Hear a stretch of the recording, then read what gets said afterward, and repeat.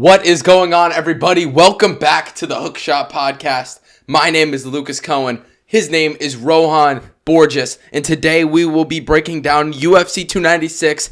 I've caught this weird wave of energy because this is like our 25th time trying to record this. I'm kind of going crazy in the head. All right, I can't lie. I'm just ready to break down this card. It is the card of the decade. Yes, sir. I probably repeated that the past 20 times we tried to record this, but we'll keep saying it because you can't name a better card than this one in the 2020s, can you? No, I cannot. 251, the only one that comes to mind. This is better. This clears top to bottom fights? Top to bottom, no. It clears it. It's the best one. It clears. I agree. Let's get right into it because, man, I just want to talk about it. Leon Edwards versus Colby Covington. This fight is absolutely incredible. Yes. So exciting. I mean, before I get into this fight, this press conference, it's all going to be stemming off Colby Covington. It's going to be incredible. I mean, Colby's going to be going out. He has multiple targets. He has his opponent, Leon Edwards, on the stage. He's got Ian Machado Gary. He's got Patty Pimblett said some things about him. Tony might chirp at him.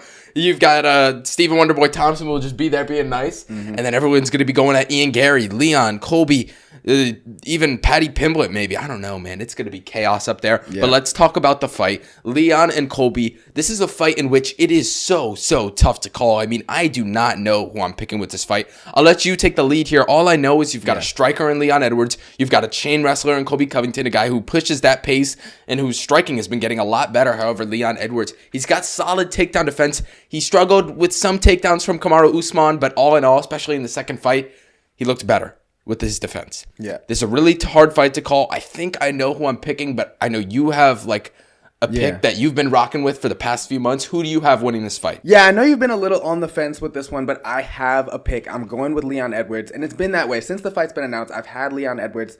I love the way Leon Edwards is fighting right now. I think that he's carrying this confidence of a champion that he's earned, man. After beating somebody like Kamaru Usman, who's arguably the greatest welterweight of all time, decisively, twice, you get to carry yourself like the champion. And I think he's going to step into this fight with the utmost confidence in every aspect of the fight. I think on the feet, he is the better fighter. There's no question about that. Look, Colby Covington has great striking, but who is he beating really on the feet? Like, are we really going to say his striking's the best when he's facing guys like Kamaru Usman and Tyron Woodley, who are not known for their striking? Like, when he faced Jorge Masvidal, who's more well-known for his striking, he looked good, but Masvidal's old, man. He's washed, man. I don't care about that fight, really, when I'm judging this fight.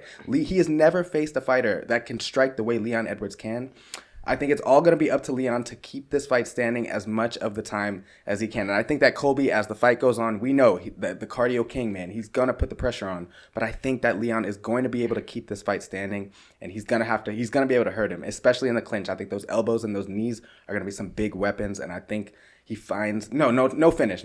I do not see a finish in this fight, but I'm going to roll with Leon Edwards by unanimous decision. That's my pick. I think we can both agree that not only does this fight probably go the distance, but if there was to be a finish in this fight, it's probably going to be Leon Edwards. I mean, Colby Covington, I think the last time he finished somebody, if I'm not mistaken, 2016 against Max Griffin. Yep, August of 2016. Over 7 years ago since the last time Colby Covington gets a finish. If you want to count the Tyron Woodley injury, I'm not really counting that. Was it a rib that he broke? Yeah, he broke his rib. I'm not really counting that. Or a real finish back in 2016. Rohan, I just have a weird feeling Colby gets it done, man.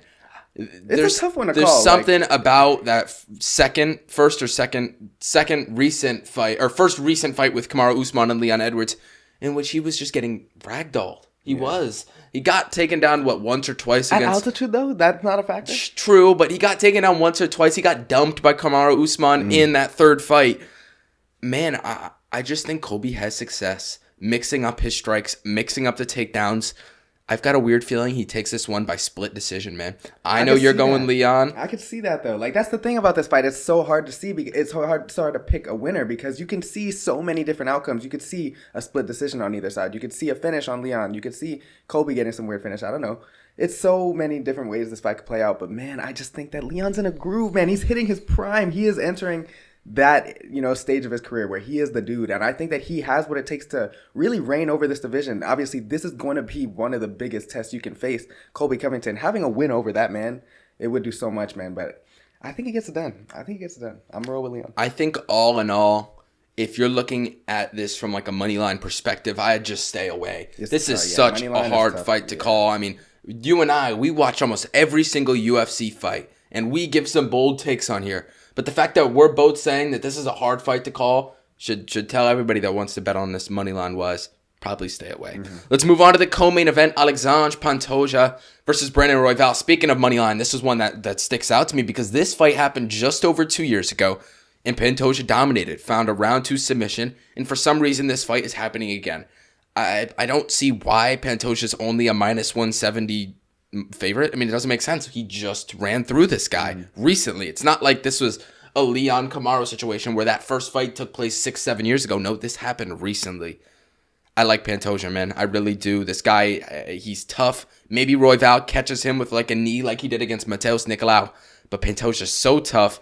He will do anything to get to that top position and get to your back. I like Alexandre Pantoja to win this fight, and I am confident in that. What do you think? Yeah, it's the durability of Pantoja that really stuck out to me in that last fight against Moreno. And of course, you can point to the broken hand of Brandon Moreno as, you know, a reason for doubt. But man, he just looks so tough.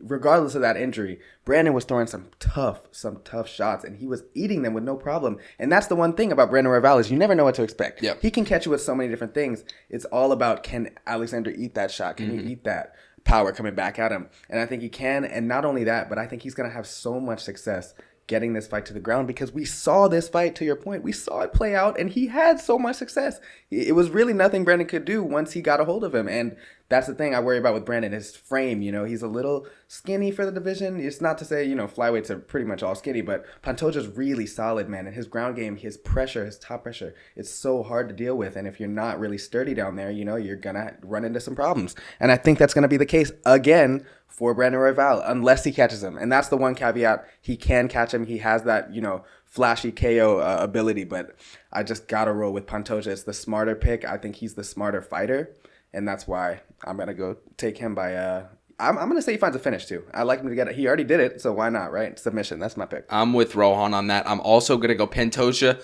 I'm going to go decision, actually. I do think Royval will make It's 5 rounds, though, bro. I just don't see him surviving 5 rounds. Submission or decision, man. Okay. Gun to my head, give me a decision. Wouldn't be surprised if I see a submission. Let's move on to the next fight in this card. If you haven't realized, we're going top to bottom. So right before that first championship fight, Shavkat Rakhmonov will be taking on Stephen Wonderboy Thompson. And in my eyes, this is the most clear-cut fight on the card. I think Shavkat Rakhmonov absolutely bullies, dominates Thompson, and probably finds a finish. I mean, before Kevin Holland got injured in that Thompson-Holland fight, Holland was dominating. He was hurting him on the feet. Kevin Holland was the one scoring takedowns. Yeah. I mean, that's not a good look. Stephen Thompson used to have incredible takedown defense, and now it just seems to be gone. I love Shavkat here. I think he dominates on the feet, dominates on the ground, and I think whether it's a submission or a KO, I think he dominates this fight. What do you think? Yeah, man. You look at Stephen Thompson, we know he doesn't have to say anything. We know he did not want to take this fight, and that comes for a good reason, bro. Shavkat, 17 wins, 17 finishes, and he does it like every way you can possibly finish somebody. He's probably done it, man. And you look at Stephen Thompson, the trajectory of his career. What is he fighting for right now at the age of what? What is he, 38 now? 38 or 39? 40. He's 40, man. Sorry. He's 40, dude. He is fighting for nothing but the title, and this is not going to get him back to the title because he is not winning this fight. If you look at the recent string of losses that he's been on, Gilbert Burns, he got dominated on the ground. Bilal Muhammad, he got dominated on the ground. Obviously, he beat Kevin Holland, but still had success on the ground. I think if Shavkat takes this fight to the ground, it is going to be wraps. But regardless, I think he can end it on the feet as well. He's got that knockout power. He's got so much size. It's going to be a mismatch in there, man. And the odds reflect that pretty accurately. So, yeah, I've got Shavkat by literally whatever the hell he wants. I could not have said it any better. I'm just going to leave it at that. Let's move on to the next fight on the card. Tony Ferguson versus Paddy Pimblett. And a pretty low-level, lightweight fight. I mean, crazy that we're calling Tony Ferguson fights low-level, but that's what it is at this point of his career. And Paddy Pimblett, I mean, he's coming off a win against Jared Gordon. Man, I don't know why Tony Ferguson is doing this stuff with David Goggins. I mean, he's going through hell week with this guy who's, who's like a mental health coach, if you want to say, but yeah, I don't really know how you describe him, but he's a personal trainer, I guess, but yeah, he trains, mentally, physically, all that kind of thing. But exactly. He's a beast, man. Tony Ferguson doesn't need that though. Yeah. He's already so mentally tough. He's known for his durability. I mean, this is the guy that goes and kicks poles during his free time. He doesn't need this. And especially at this stage of his career at 38, he's 38, right? Yeah, he is 38. 38 years old. He doesn't need this, man. I think it's only going to fuck with him even more. I think he may win some exchanges on the feet against Patty just because Patty sucks on the feet. But as soon as this fight hits the mat, I mean, we saw Bobby Green, of all people, strangle him on the ground. And the last time Bobby Green had a submission before that Tony Ferguson fight was 10 years prior in his UFC debut. I think as soon as this fight hits the ground, Paddy Pimblett will be live for a submission. I'm going to go Paddy Pimblett to submit Tony Ferguson in either round 1 or round 2. Down to a T, man. Same exact prediction. And I just think that when you look at Tony Ferguson, the wrestling, the jiu-jitsu, it's not there anymore, man. Yep. Nate Diaz having so much success, just easily submitting him. It basically just got his neck, sat down, easily tapped him out. Bobby Green, how are you getting submitted by Bobby Green, who only has one other submission in his entire career? Tony Ferguson used to be known as the guy that was, unable to be submitted. He was a beast off of his back. He is no longer that fighter. And Paddy Pimblett is coming into this fight knowing that he has to make a statement. He has to get back in our good graces. And I think that there's a really clear path to victory here. Like, you don't have to waste any time, fighting on the outside. Because, as you said, Tony's always going to be dangerous. He's going to be trying to fuck with you and make you think. If you just stick to a game plan, take the fight to the ground, do what you do best, I think he gets a finish, man. So I got to go Paddy Pimblett here. I think it's a mismatch at this stage in Tony's career. That's all I got to say. I could not have said that one any better. We're pretty much on the same page. Yeah. Besides that main event, let's move on to the next fight. Ian Machado Gary versus Vicente Luque. Now, this fight is let me just say, this fight is much bigger than it was a few weeks ago, and it only makes this card even more stacked. I mean, the buzz around Ian Machado Gary, whether positive or negative, it's attention. You can call this guy a cuck. You can call him Adam 22 Part 2. You can call him all these names, his wife's ex-husband's living with him. You can say all these things about this guy's character. However, you cannot deny how good of a fighter he is. He is extremely, extremely talented. And I think stylistically, this matchup is perfect for Ian Gary. I mean, if you look at Vicente Luque's last fight against Rafael dos Anjos, yes, he got the win, but he didn't look that good. I mean, the striking exchanges were very close. He was scoring takedowns against Dos Anjos, but Dos Anjos was getting up just a few seconds later. If he tries that same shit against Ian Machado Gary, I think he gets eaten up in the clinch, and I think at range, Ian Machado Gary wins those exchanges as well. I should just call him Ian Machado because his wife kind of owes him, but I got to go Ian Machado Gary, and I think he wins this one clearly. I see some people saying Vicente Luque could be a possible underdog and will put up a fight. I disagree. I think this is a perfect stylistic matchup for Ian Gary, and I think that might be why he took this fight. I mean, these guys train together. Exactly. I'm going Ian Gary all day, every day. Love him as a parlay piece this week. How about you? Yeah, that's what I was going to say, man. These guys train together. There's a reason that he took this fight, and there's a reason that the UFC kind of throwing him, softball still. They're still trying to tune him up for those bigger names, and this is, just another stepping stone that I think he'll probably pass with flying colors, because if you look at this fight, I don't think Vicente has much to offer when it comes to the striking. At a distance, Ian Gary's proven against longer guys like Neil Magny, he can still outstrike them at range. And then if you get in close and try to clinch and strike like that, I think he has the tools. He's got the dexterity, the elbows. He mixes it up really well in the clinch, and he has pretty good takedown defense as well. So I think that's probably Luque's best option, is to look to take the fight to the ground. But again, you mentioned he tried to do that to a smaller opponent in Rafael dos Anjos, and it did not really work out. Yep. So I don't think that Luque has many paths to victory here. Of course, it's UFC. Anything can happen. But, man, the smart pick, the safe pick is Ian Machado Gary. So that's what I've got to take. I think he can find a finish. Am I going to say knockout? I'm going to say knockout. I can't get that Jeff Neal knockout out of my brain. I think it's going to be a bad one. I agree. Gary by knockout. I'm also going to go Ian Gary by KO. And that brain hemorrhage thing from Vicente Luque, too. I mean, that happened when he got brutally knocked out by Jeff Neal. I cannot get that out of my head. Yeah. Not for a joke there, because, brain hemorrhage. I can't get it out of my head. Sorry. Oh, Lord. I think Ian Gary dominates this fight. Let's move on to the featured prelim. Josh Emmett versus Bryce Mitchell. Now, this one's really interesting because Bryce Mitchell stepping up on 10 days' notice. Who really knows where his conditioning is at?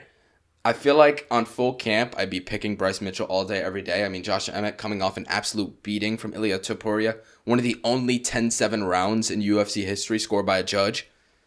I think it's going to be a closer fight than people think. Not just because Mitchell is stepping up on 10 days notice, but because, he isn't the best fighter on the feet. However, if he's able to mix up his strikes with his takedowns the right way, I think Bryce Mitchell wins this fight. I mean, this guy his control on the ground is off the charts. I believe he got taken down by Dan Ige at one point in that fight and just turned it to a back take. I mean, it was absolutely beautiful.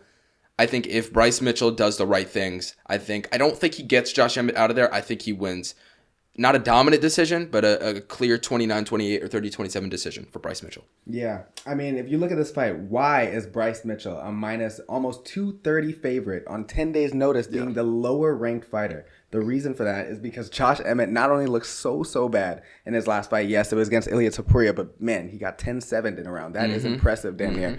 But Bryce Mitchell looked really good in his last fight against Dan Ige. He got brutally cut over his eye. I think it was right eye. And damn near like the first couple of minutes in that fight, the way he responded, the way he was able to protect himself, fight smart, fight at a range, and smartly implement his game plan. He didn't rush anything. He just systematically broke Dan Ige down and dominated that fight. I think even on 10 days notice, there's a clear game plan here coming in here for Bryce Mitchell, man. He's going to be able to get this fight to the ground. And I think if it's on the feet, yes, Josh Emmett has that great equalizer, that one-shot knockout power. But Bryce Mitchell's been proving, in his last couple of fights that he's becoming better able to deal with that kind of threat. So I think that he's going to continue to do that. And I think he finds a victory here. I'm going to take Bryce Mitchell by unanimous decision. That's my pick. Fair enough, man. I'm gonna rock with you on that. I'm also gonna go Bryce Mitchell by unanimous. Let's move on to the next fight. Cody Garbrandt versus Brian Boom Kelleher. I think if Cody Garbrandt fights the right fight, he should win a decision here. I don't think he gets Brian Kelleher out of there. However, Brian Kelleher has got some great power, but at the same time, he's getting up there in age. You got to wonder if that's diminishing at all. But Cody Garbrandt, not the best chin. I think Cody Garbrandt's going to need to fight a smart fight if he wants to win, and I think he will. It's just, man, if Brian Kelleher catches Cody Garbrandt, it's probably game over. But I'm going to say Cody Garbrandt does the right things, similar to that Mitchell-Emmett fight. I think Cody Garbrandt mixes in his strikes and will score a few takedowns on Kelleher. Kelleher, not the best takedown defense whatsoever. Give me Cody Garbrandt to win this one by unanimous or split decision. I think it'll be very close. I'm going to go Cody, though. What do you think? Yeah, in my mind, this one's all up to Cody Garbrandt. The decision of this fight, the outcome of this fight, it's all going to rely on Cody Garbrandt. Sorry.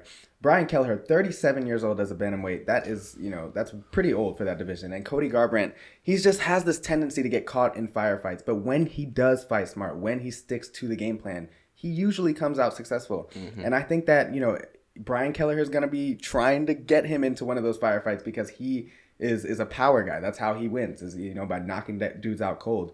And, Cody Garbrandt's really susceptible to those type of finishes. But, man, when he sticks to what he knows and when he point fights the way I think he can, you mentioned the wrestling. I think that'd be a really good thing for him to implement. He's got to take this fight to the ground because Brian Kelleher has no wrestling, man. He has no wrestling whatsoever. And Cody does. So I think that's one way that he could definitely dominate this fight. But, man, if he just, sticks to what he knows on the feet, fights a smart fight, I think he gets the job done. So I'm going to roll with Cody Garbrandt by unanimous decision. I'm with you on that one as well. I know you were considering Brian Kelleher. I was considering Brian Kelleher, but now I'm revisiting, and I think that Cody... Because Brian Kelleher, 37 years old is crazy, man. But I don't know, man.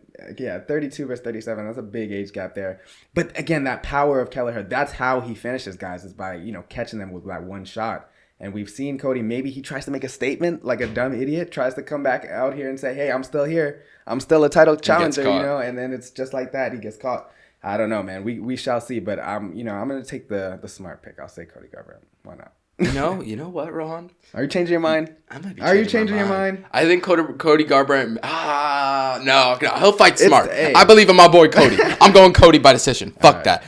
Next fight, we'll just quickly go over a few other fights on this card. Alonzo Menifield and Dustin Jacoby. I like Jacoby to get this one done. The better kickboxer. I think he wins by decision because of the volume on the feet. I do think Menifield will score a few takedowns, make the fight close, but I just think, the striking is what will be the difference here. Dustin Jacoby coming off an amazing first-round KO against Kennedy Nzechukwu. I think he keeps up that momentum. I'm going Dustin Jacoby, and I like him as a parlay piece this week. What do you think? Yeah, I got Jacoby too. I think he's the cleaner fighter. Menifield, he's the way he likes to fight is making it dirty, trying to get the fight to the ground. I think he's going to have some success, but Jacoby is so clean and smooth with his striking. He's very unassuming the way he looks, but man, he's got some power too. So I think, he cruises his way to an easy decision. That's my pick. Irene Aldana will be taking on Carol Hossa, and probably the biggest step down in competition I've ever seen in my entire life. I mean, Aldana is going from fighting Amanda Nunes, the greatest women's fighter of all time, back in June, and now at the end of the year is fighting Carol Hossa. I mean, Jesus, what a drop down. I think Aldana, this is too big of a step down for her. Yeah. I think she wins this one. I don't know if she finds this finish. I'll go decision. One One more fight I'll quickly go over. Tagir Ulanbekov versus Cody Durden. Ulanbekov, almost a minus 200 favorite in this fight. This guy's a stud from Dagestan. But Cody Durden is so durable and has so much grit. The cardio's there. He's kind of like a flyweight Colby Covington, I guess. Mm-hmm. But this, stylistically, it's a hard fight. But I think he can do enough to win a decision. But I just have a bad feeling the judges are about to fuck him over. I'm going to go Tagir Ulanbekov by split decision in a fight that I think Cody Garbrandt could probably, in the fans' eyes win. But that the judges, Tagir Ulanbekov has too many submission attempts and they give it to him. The 4 more fights on the card that I did not break down, including one where I have a underdog that I love this week. If you want the full card in detail breakdown, I'm going to have that on the Discord for 50% off, as well as all of our bets. We have a ton of those this week for UFC 296. Just click the link in the description of this video. As I mentioned, 50% off, dropping from $50 a month to $25 a month. A great deal there. We've been making a lot of money. If you want a good way to consistently make money sports betting, this is the safest way possible. Come join the community. And yeah, I think that's all we've got for you today. Also, all of our socials will be in that same description just below this video. Make sure you check those out. Follow us on Instagram, TikTok. Leave a like, comment, subscribe. All of those would go a long way for a small channel only trying to grow. We're going to keep pushing this content for you guys. We really hope you enjoyed this video. Any final words? No, man, I am just so excited for this fight, this entire card. Yeah. I know you guys are too. I cannot wait. Nothing left to do but just sit back and enjoy, man. So let's go Saturday night, Damn right, baby. Looking forward to that press conference first on Thursday. That press conference. It's going to be great. It's been Lucas and Rohan signing off. Deuces. Peace.